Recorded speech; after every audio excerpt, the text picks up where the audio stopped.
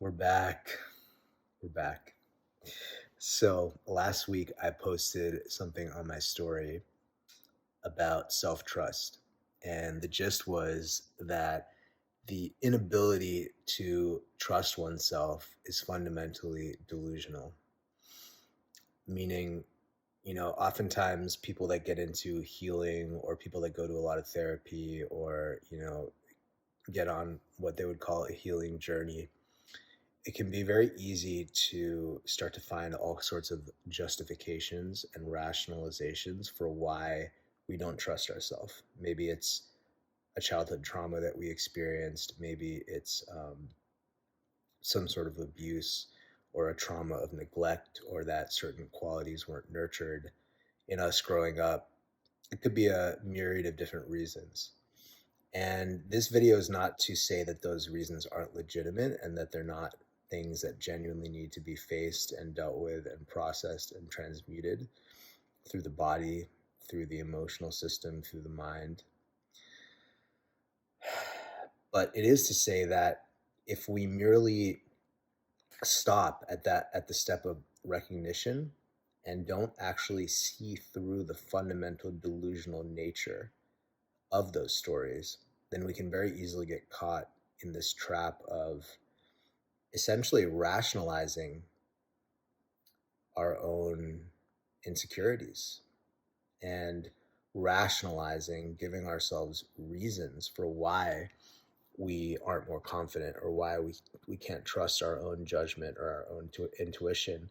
And it can put us in this subtle trap where we're essentially just caught, right? We're just caught in this feedback loop.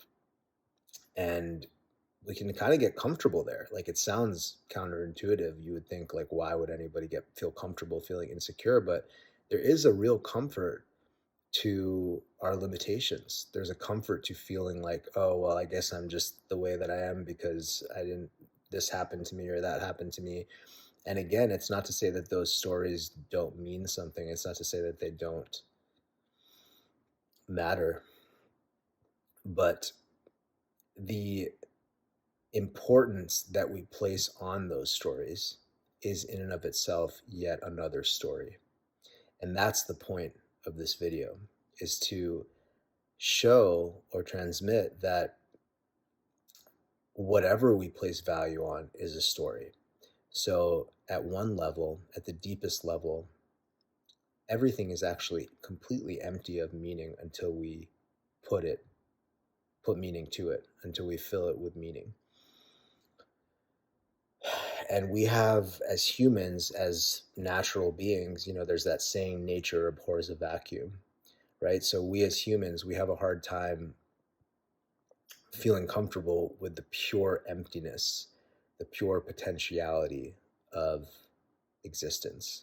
Because the fact is that everything is fundamentally empty of meaning until we place meaning onto it.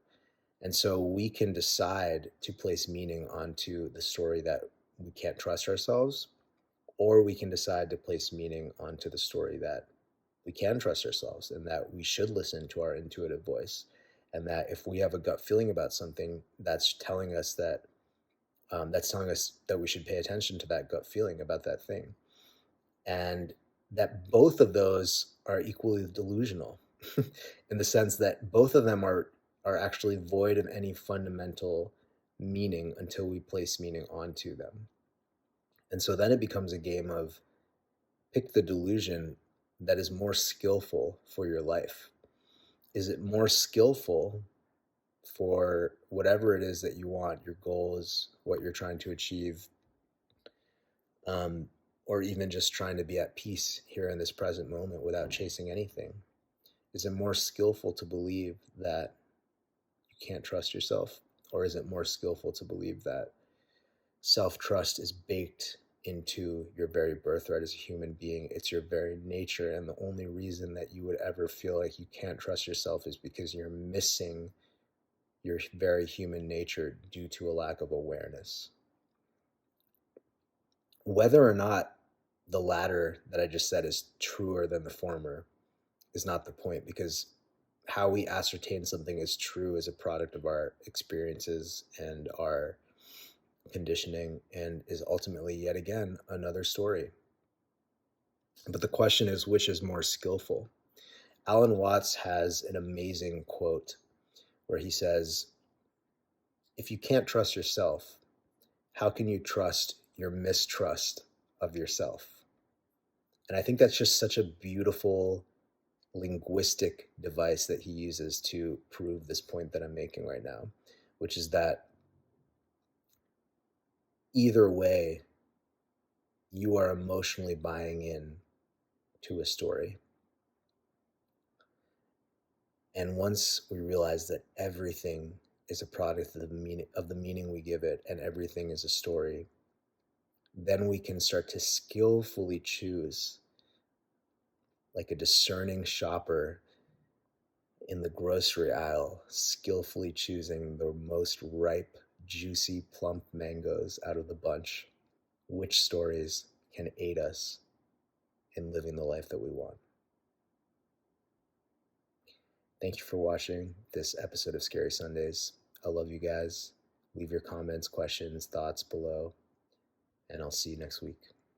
Peace.